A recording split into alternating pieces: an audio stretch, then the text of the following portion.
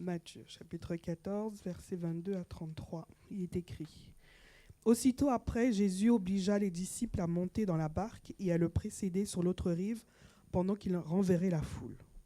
Quand il l'eut renvoyé, il monta sur la montagne pour prier à l'écart, et le soir, venu, il était là seul.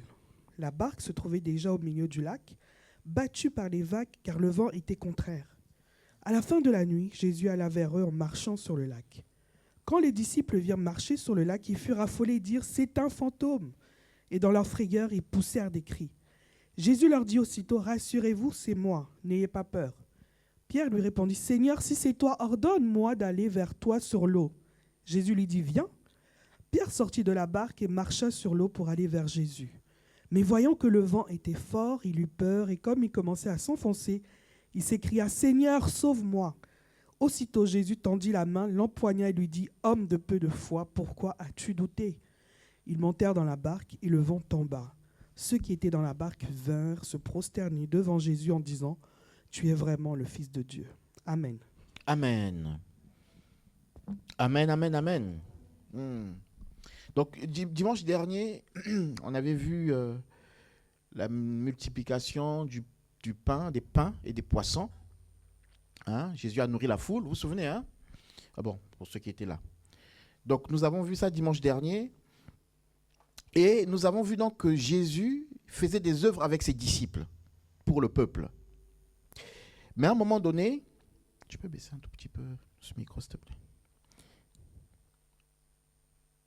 À un moment donné, ce passage nous dit : Aussitôt, après, il obligea les disciples à monter dans la barque et à passer de l'autre côté pendant qu'il renverrait la foule.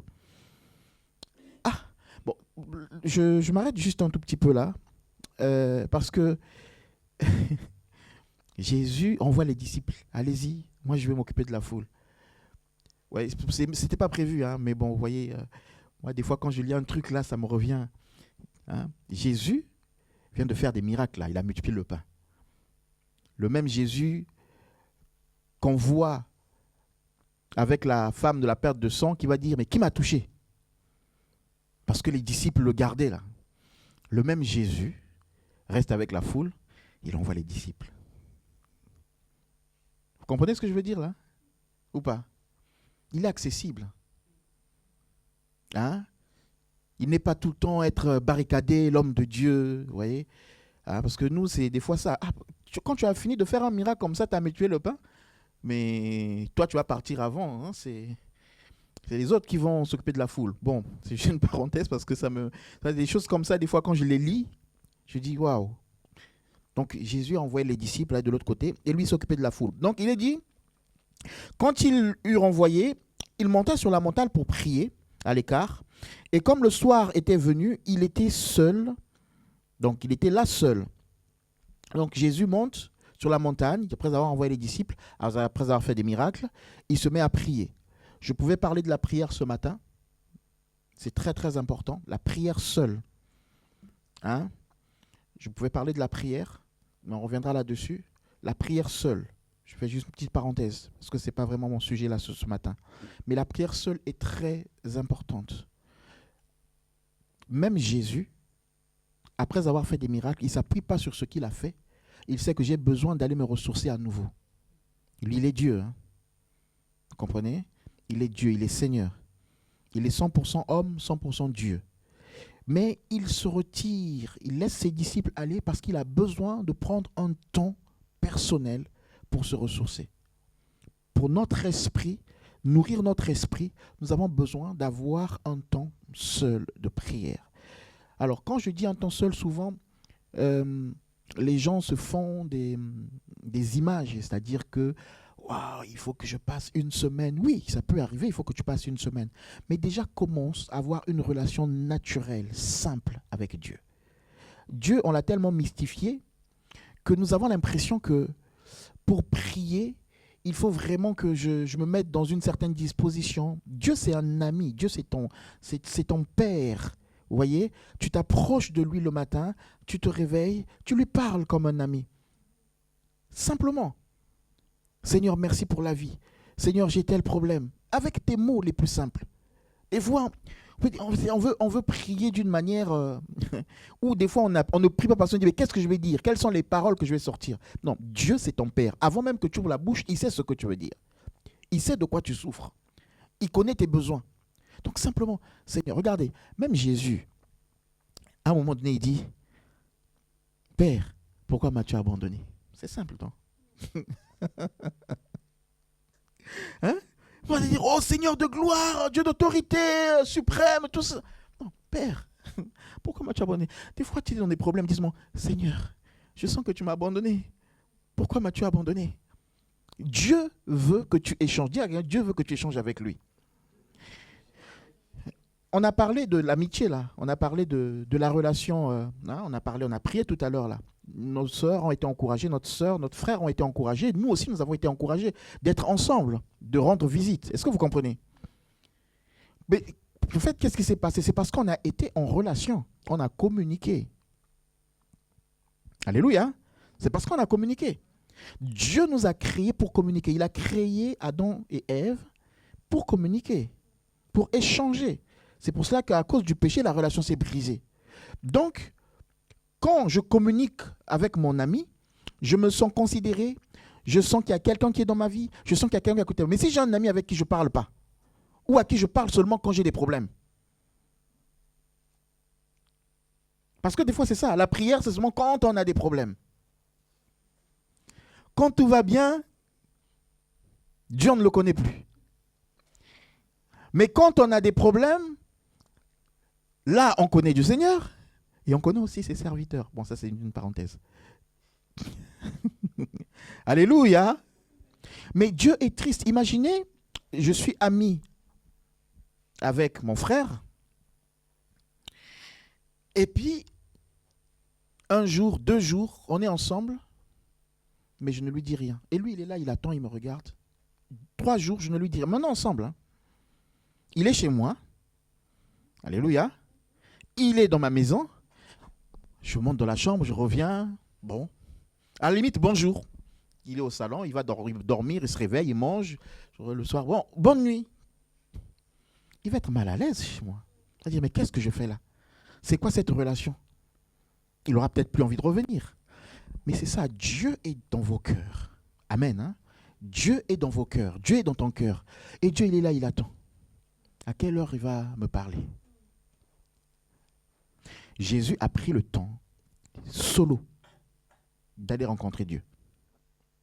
D'aller rencontrer son Père. Lui-même aussi, il est Dieu. Mais alors, il faut que je le précise, parce que quand je dis j'allais rencontrer Dieu, vous savez, quelqu'un va prendre ça sur Internet, il va couper et dire, ah donc Jésus n'était pas Dieu. Non, je vais préciser. Jésus était Dieu, mais sur terre, Jésus était apôtre. Apôtre veut dire envoyé. Donc il était dans une position d'envoyé. Et dans cette position d'envoyé, dans Philippiens chapitre 2, il est dit, il l'a mis de côté, lui étant égal à Dieu, il s'est dépouillé, a mis de côté, n'a pas pris égard à sa position de Dieu pour se faire homme. Donc il était Dieu, mais il a décidé pour la mission terrestre de se positionner comme envoyé, comme homme, et de se comporter comme homme. Alléluia. C'est lui qui a décidé. Il pouvait descendre de la croix, mais il a dit non, là je ne me comporte pas comme Dieu, là sur terre j'ai décidé de me comporter comme un homme, étant soumis au Père. Alléluia. Donc Jésus parle avec son Père dans le secret. Et alors, tout à l'heure on a parlé des Congolais qui ont du mal à dire je t'aime. J'ai appris en France que vous allez me... ceux qui ont vraiment la culture, voilà, vous allez me dire. Si je me trompe, vous m'arrêtez, vous avez le droit. J'ai appris en France que les meilleurs temps de qualité dans un couple, surtout pour les femmes, c'est quand elle veut que vous soyez seulement 2. Même si c'est juste pour aller marcher. Elle veut que vous soyez 2. Vous pouvez être avec tout le monde, de temps en temps, mais une femme, apparemment en France, même si c'est juste pour aller cueillir des petites fleurs, mais si vous êtes 2, c'est mieux. C'est-à-dire que tu as gagné son cœur.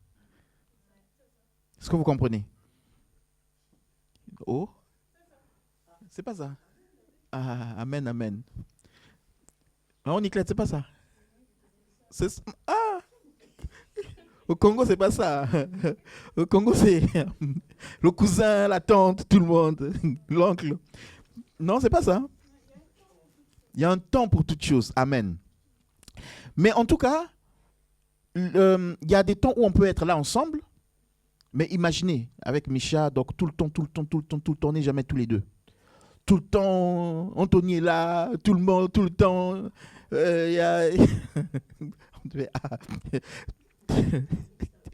Tout le temps DJ est là. Hein. Vous voyez, à un moment donné, elle a besoin qu'on soit que tous les deux.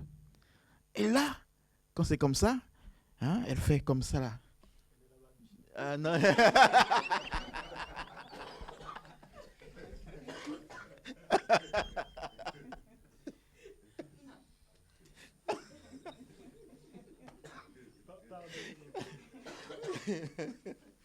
Ah là là.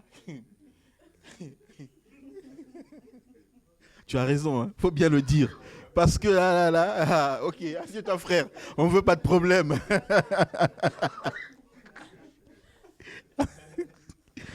Tu es béni. Ouais. Donc, quand c'est comme ça, comment tu fais? Là, c'est-à-dire que, bon, nous les hommes, tu vois, tu veux marcher, c'est comme ça. Après, tu sens seulement une main. Ah, mais la main, elle vient d'où? Tu vois? Et puis, dans ce moment après, elle fait encore la tête comme ça. Voilà. Parce que là, on n'est que deux. Bon, c'était juste pour montrer, tu peux aller t'asseoir. Parce qu'on n'est que deux, et c'est un moment de qualité. Est-ce que vous comprenez? Et Jésus a compris cela, que je peux être avec les disciples sur la montagne de transfiguration. On est ensemble, on rencontre Dieu, notre Père. Mais il faut des moments où je suis solo avec Dieu, mon Père. Parce que c'est des moments de qualité. Vous voyez, ces moments-là qu'on passe ensemble, c'est bien. C'est encourageant, on se fortifie. Mais le moment où toi, tu vas passer toi seul avec Dieu, c'est là que Dieu va te donner des choses qui te concernent toi. Des secrets, vous deux. Alléluia, comme notre sœur a témoigné là. Plus que vainqueur. Non seulement Dieu va te parler de toi-même, va te parler de lui, va te donner une autre révélation de sa personne, parce que c'est particulier, vous savez, Abraham, il est seul devant Dieu. Quand Dieu devient Jéhovah, j'irai pour lui. Est-ce que vous comprenez? Il a laissé les serviteurs en bas. Et il est monté tout seul. Il dit, moi j'irai adorer avec mon fils et nous reviendrons. Mais en fait, quand il dit mon fils, en réalité c'est lui qui va adorer, puisque le fils est le sacrifice d'adoration. Et c'est là, dans la solitude, avec Dieu, qu'il a une révélation d'une autre dimension de son Dieu. Pas avec la foule, pas avec les serviteurs. Quand il redescend, il connaît Dieu différemment. Il y a des choses que Dieu pourra te dire, pas ici, là. Toi seul devant lui. Toi seul devant lui. Est-ce que vous comprenez? Amen, amen, amen. Donc, mais on reviendra là-dessus. Je nous encourage à faire quelque chose. Parce que ça va nous aider. Vous savez, c'est difficile. Hein? Des fois, je lui dis, mais la prière, pourtant, c'est pas compliqué. C'est juste parler. Pourquoi c'est difficile? Parce qu'il y a une puissance derrière que l'ennemi ne veut pas qu'on déploie. Est-ce que vous comprenez? Donc, il faut aussi avoir peut-être des stratégies. Vous voyez? Par exemple, tu vas te prendre un cahier où tu marques la date. Aujourd'hui, tel jour, temps de prière. Premier sujet de prière. Tu l'écris. Seigneur, je prie, je prie, je prie. Tu mets une colonne. L'autre colonne, tu mets exaucement. Comme ça, le jour où c'est exaucé, tu mets la date, tu mets exaucé. Et cette discipline-là va t'aider même à prier. Même si c'est 5 minutes, même si c'est 10 minutes, même si c'est 15 minutes. Je vous avais donné, je ne sais pas si vous vous souvenez, je vous avais donné une manière de prier au moins 1 heure par jour. 15 minutes en 4 tranches. Le matin, tu peux prier 15 minutes. Tu pries pour la famille. Le soir, tu peux prier, à midi, tu peux prier pour le pays. Le soir, tu peux prier pour la fin. En fin d'après-midi, tu peux prier pour l'église. Le soir, tu peux être dans les actions de grâce, dans l'adoration. 15 minutes, ça te fait 1 heure de prière. C'est un entraînement, en fait, c'est des habitudes qu'il faut reprendre. Des fois qu'on perd. Mais il faut une discipline et il faut le faire. Amen, amen, amen. Donc, si Jésus a prié tout seul, ça veut dire que nous aussi, à un moment donné, il faut que chacun aille se ressourcer seul. Et quand on vient ensemble comme ça, c'est une flamme. Chacun ramène une flamme et c'est une puissance qui se dégage. La puissance ne viendra pas seulement par une personne. Vous comprenez? Ça ne viendra pas seulement parce que on est ensemble. Non, ça viendra parce qu'ensemble, nous apportons tous quelque chose. Alléluia. Amen, amen. Donc, c'était vraiment juste une parenthèse. Je vais aller au point le plus important pour ce matin. Donc, il est dit, quand il envoyait, il monta donc sur la montagne pour prier, il était seul. Verset 24, la barque déjà au milieu de la mer était battue par des flots, car le vent était contraire. À la 4e veille de la nuit, Jésus alla vers eux, marchant sur la mer. Regardez, les disciples montent dans la barque et les flots, donc il y avait la tempête, donc les flots viennent sur la... Alors quand j'ai étudié ce passage-là, j'avais lu qu'en fait là, ils étaient à plus de 5 km des côtes. Quand même, hein. 5 km, c'est une barque. On connaît déjà l'histoire de la tempête, vous savez, quand Jésus dormait. Vous connaissez, hein? Ok. Donc, eux, ils ont souvent été dans cette situation-là. Affaire à l'eau. Hein? Je ne vais pas aller plus loin parce que c'est quelqu'un, hein, je connais certains, quand il y a affaire à l'eau, il va développer ça à l'eau, nanani, nanana. Il y a des puissances là-bas dedans, tout ça, voilà. Ok. Donc, en fait, ils ont souvent eu ce combat-là. Et ici, après avoir vécu des miracles avec Jésus, après avoir reçu l'ordre de Jésus, allez-y, là où Jésus les envoie, il y a la tempête. Qui les a envoyés? Qui les a ordonnés? Jésus ne savait pas qu'il allait avoir la tempête. Il est Dieu. Amen, hein? Mais il a ordonné. Jésus peut t'ordonner de prendre une direction, mais il y aura la tempête. Et il le sait qu'il y aura la tempête. On nous a appris l'évangile de goût à goût, bien à bien, calme. C'est-à-dire que tout ira bien pour toi. C'est pour ça qu'on a évangélisé des gens leur disant, tu souffres, viens au Seigneur, tes souffrances seront terminées. Sers le Seigneur, tu n'auras plus de combat. Et quand ces gens-là viennent servir le Seigneur, les combats commencent à dire, ah mais moi on m'avait dit que... Ah, mais c'est bizarre quand même, depuis que j'ai... Ah non, moi je préfère repartir... Hein? Vous voyez? Jésus nous appelle à son service. Et quand nous commençons à rencontrer des difficultés, on dit, mais est-ce que c'est vraiment Dieu qui m'a appelé? Est-ce que ma place, elle est là? Mais Dieu les a appelés. Dieu leur ordonne d'aller dans la barque. Mais Dieu sait, Jésus sait qu'il y aura la tempête. Alléluia. Peut-être que les combats que tu traverses, Jésus sait que tu devrais les traverser. Et il a un plan derrière. Alléluia. Peut-être que les difficultés que tu traverses, tu commences à dire, est-ce que Dieu m'avait vraiment dit de faire ça? Est-ce que c'est vraiment de la voix de Dieu que j'avais entendue? Si, c'est la voix de Dieu que tu as entendue. Et le Seigneur est avec toi. Alléluia. Et donc, ils sont dans la barque. Et la Bible dit que c'est à la 4e heure que Jésus décide maintenant d'intervenir. Donc, ils ont souffert. Hein? C'est-à-dire que nous, je répète encore souvent, quand on lit ces passages-là, on ne s'imagine pas. Les flots. J'ai vu des vidéos qui m'ont vraiment fait mal.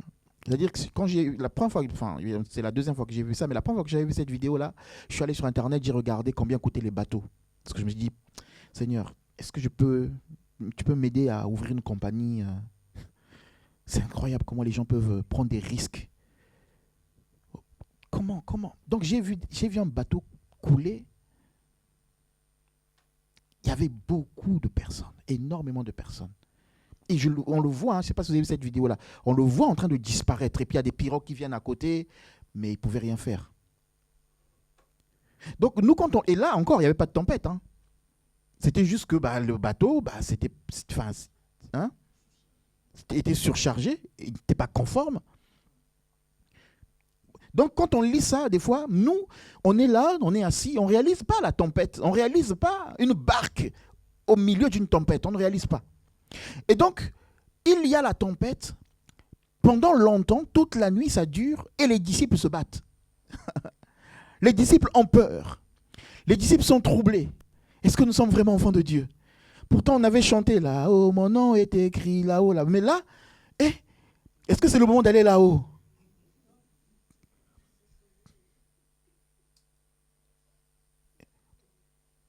Un jour, je te verrai. Mais là, est-ce que c'est le moment, Seigneur? J'ai encore une mission sur terre. Ce n'est pas le moment, Seigneur, de te voir. Les disciples ont paniqué toute la nuit. Des enfants de Dieu, des hommes de Dieu, des serviteurs de Dieu. Au point où, quand Jésus arrive, c'est la meuf trop fait rire, quoi. Donc imaginez les apôtres en train de crier. Pardon, j'ai dit ça. Mais Jésus savait ce qui se passait, mais Jésus est venu à un moment donné. Je vais relire le passage. Il est dit, à la 4e veille de la nuit, Jésus alla vers eux marchant sur la mer. Alléluia. Jésus alla vers eux marchant sur quoi? Qu'est-ce qui les troublait? Qu'est-ce qui les troublait? Qu'est-ce qui te trouble? Jésus va venir vers toi marchant sur ce qui te trouble. À un moment donné, Dieu va se lever. Moi, je le crois qu'à un moment donné, Dieu va se lever. Dieu voit ma situation. Dieu voit ta situation. Dieu voit tes combats. Il voit que tu te bats seul. Des fois, tu dis, mais Seigneur, tu es où? Ça fait 4 heures que je me bats. C'est toi qui m'as envoyé. Je suis ton enfant. À la 4e heure, à la 4e veille, Jésus arrive et il marche sur la mer qui fait peur aux disciples. Jésus va venir vers toi marchant sur ce qui te fait peur. Parce qu'il est déjà victorieux sur ce qui te fait peur. C'est juste que nos yeux n'ont pas encore vu la victoire acquise déjà.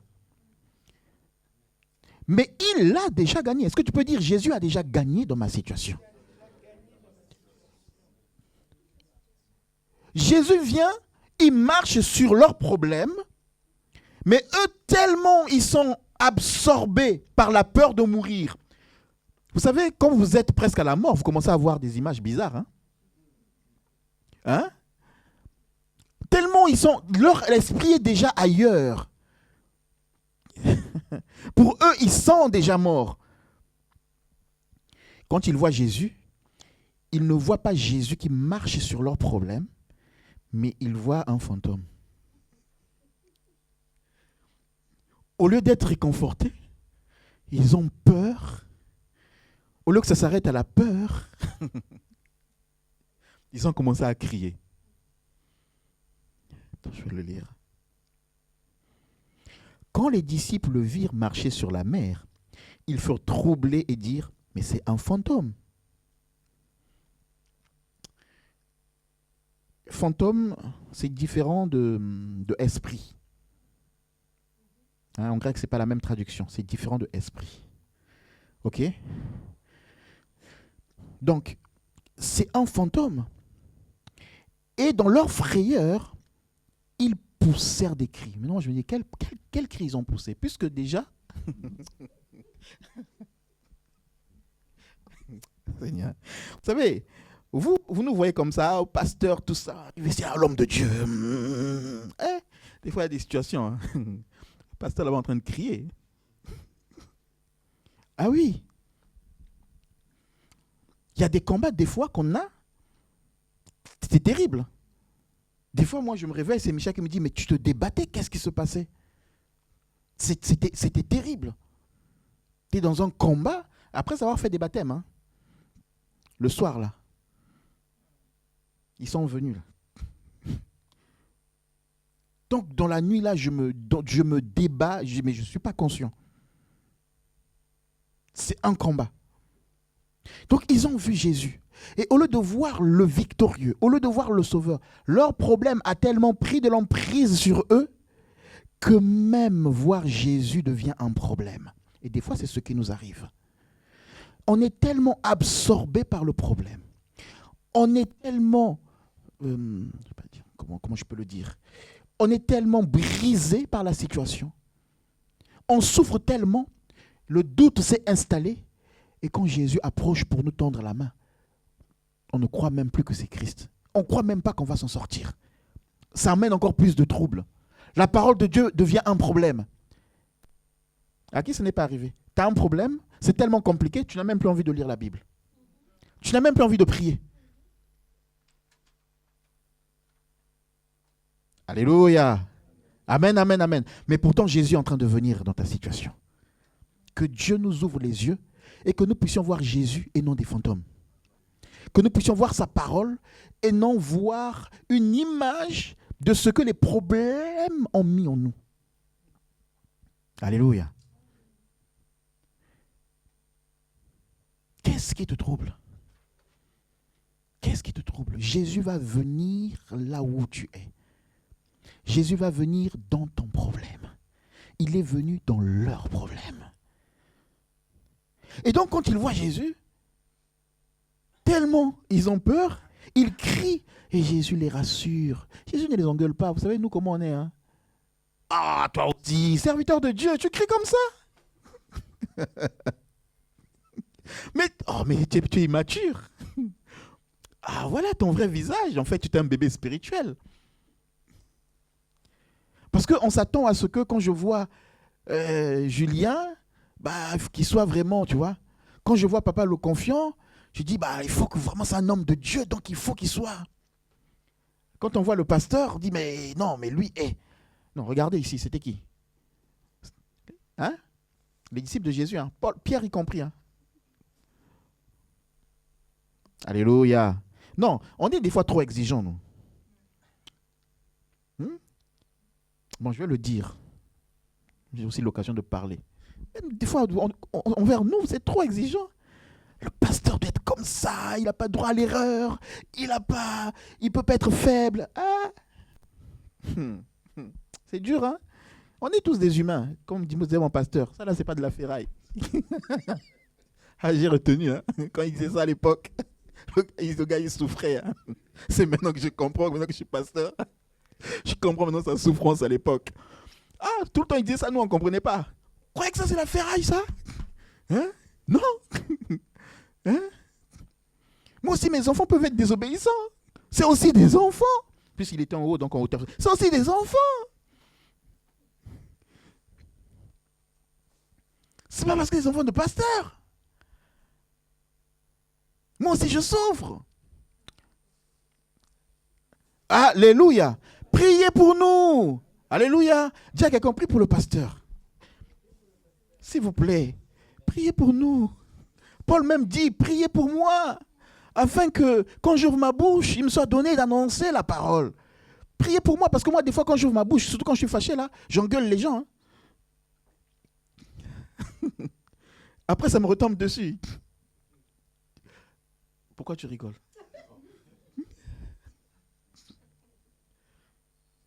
Priez pour moi, même quand je suis fâché, quand j'ouvre la bouche, que j'annonce l'évangile.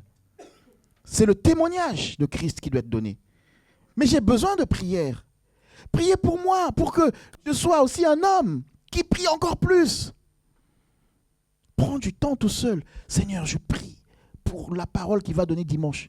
Seigneur, vraiment parle par sa bouche. Que ce ne soit pas une parole où il va me viser. Que ce ne soit pas une parole où il va me critiquer devant la chair. Mais oui, il faut prier.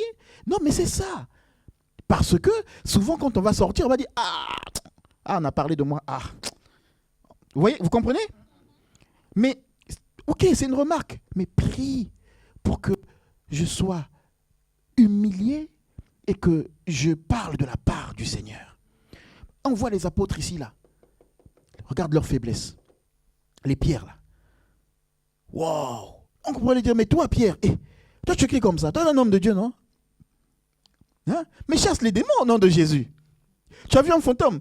Dis, je te chasse. Puisque Jésus les avait envoyés, si vous lisez dans Luc, chapitre 9, je crois, il les avait envoyés avec autorité chasser les démons. Donc, mais eux, ils ont l'habitude de chasser les démons. Ils ont délivré des gens. Et maintenant, quand ils voient un fantôme, ils sont capables de dire écrire. Pourquoi écrire? Parce que leur esprit est déjà pris à cause de la tempête. Donc, la tempête vient et elle t'emmène dans une dimension où tu ne crois plus dans le pouvoir que Dieu a mis en toi, dans les capacités que Dieu a mis en toi.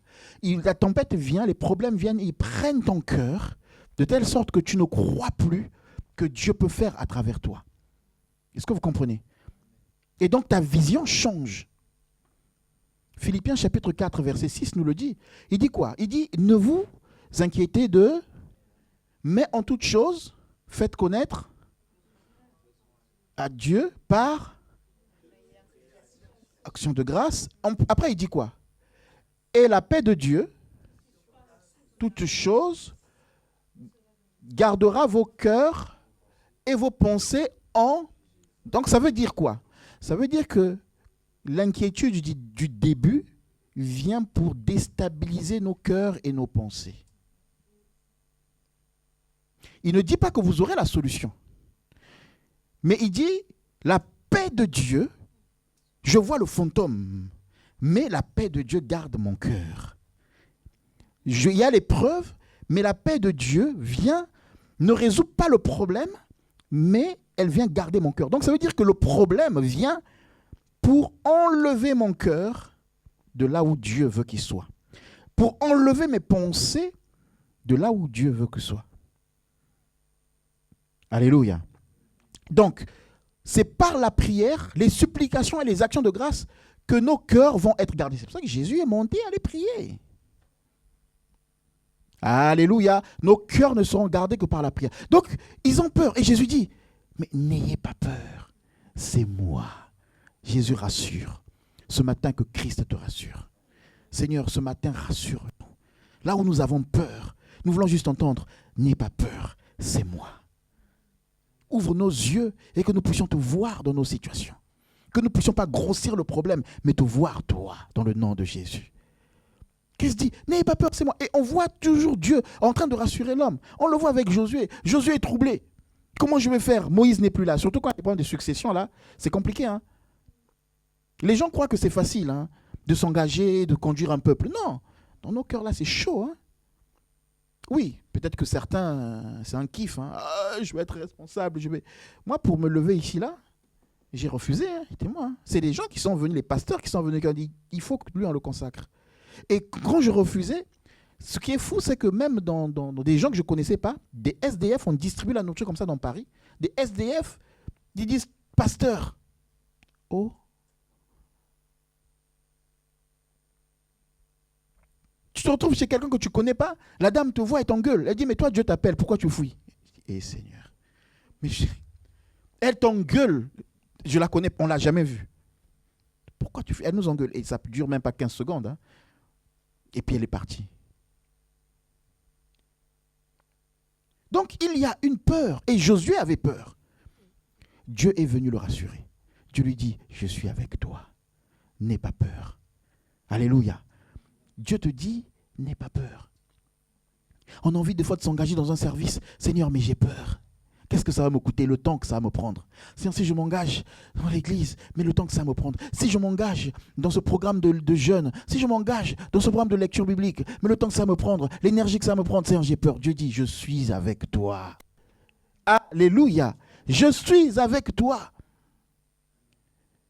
Même quand tu es dans la culpabilité. Regardez, si vous lisez on ne va pas lire, on va gagner du temps, si vous lisez dans Genèse 28, comment il s'appelle Ésaü. Regardez, Ésaü traverse un combat dans son esprit. Le combat, c'est quoi? C'est un combat d'héritage.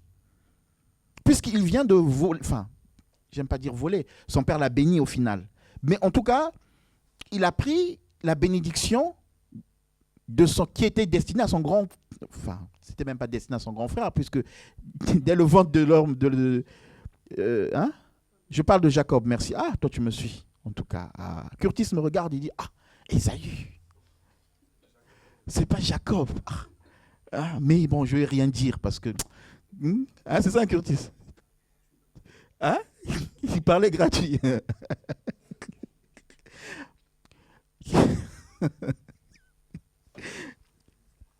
Donc, je parlais de Jacob. En fait, on nous dit souvent que Jacob a volé. Moi, j'aime pas dire ça qu'il a volé parce que dès le départ, Dieu avait déjà établi. D'accord? Et en plus, Et en plus, alors, c'est peut-être la manière dont il a fait. Mais en plus, lui-même, le frère aîné, a vendu son droit. Les gens n'étaient pas là, témoins, mais lui-même, il a vendu son droit.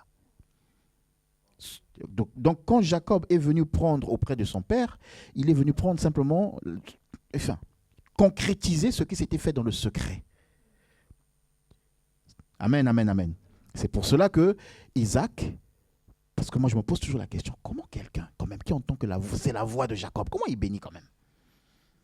Non, parce que il y a quelque chose de spirituel qui a déjà fait. Donc ce qu'on fait dans le secret là, attention, ça scelle quelque chose. Ok? C'est juste une parenthèse. Donc Jacob, son épreuve, sa tempête, c'est quoi? C'est l'héritage. C'est le problème qu'il vient d'avoir de la famille. Donc il fuit chez Laban. Il fuit la maison de son père. Et Dieu le regarde et dit, mon enfant là vraiment, il est troublé. Il est troublé par cette situation. Situation d'héritage, situation de terre, situation de peuple. Et Dieu vient le voir.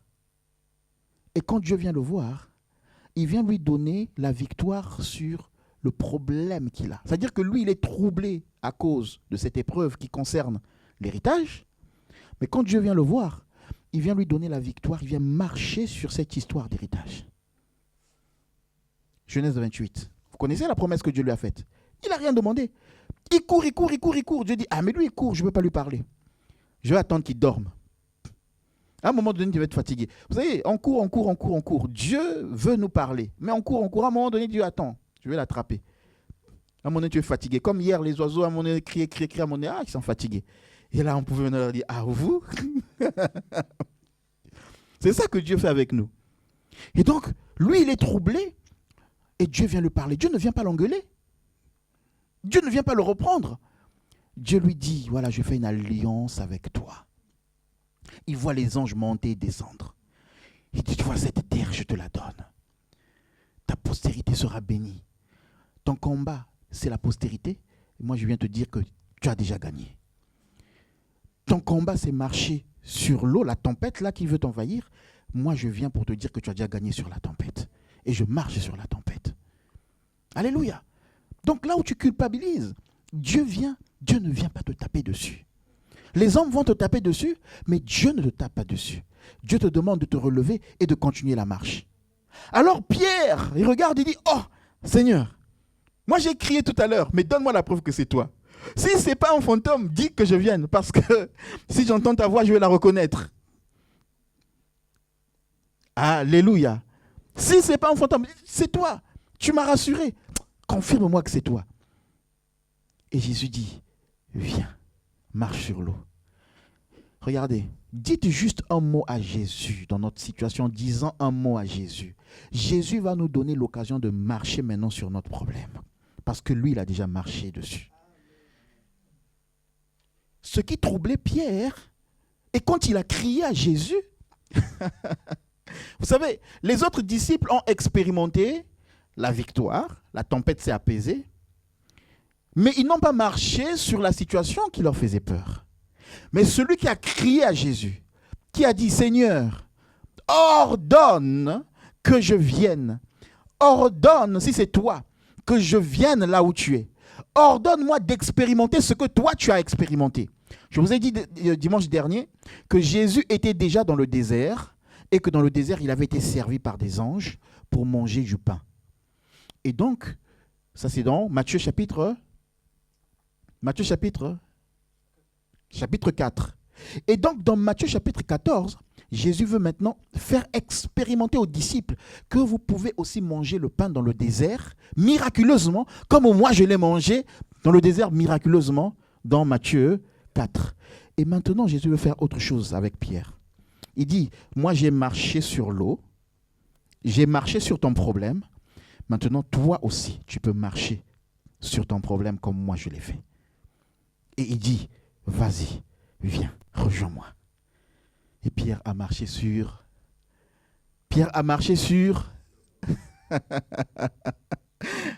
Alléluia. Tu peux marcher sur ton problème. Crie à Jésus. Crie à Jésus. Ce qui te... Seigneur, aide dans le nom de Jésus. Ce qui nous trouble Au nom de Jésus, donne-nous de crier juste à toi. Si c'est toi, Seigneur, ordonne que j'avance. Ordonne que j'avance. Ordonne que je marche sur mon problème. Ordonne que je l'écrase. Il a dit, vous écraserez la tête du serpent. Il a déjà donné l'ordre. Maintenant, comme a dit notre sœur, qu'est-ce que tu as dit? J'ai oublié. Hein? Je suis plus que. Est-ce que le problème est toujours là? Il n'est plus là. Amen, merci Seigneur. Mais le problème peut être là, mais moi je déclare que je suis plus que vainqueur. Alléluia. Regardez. Je vais finir. Oula, 57. Je termine.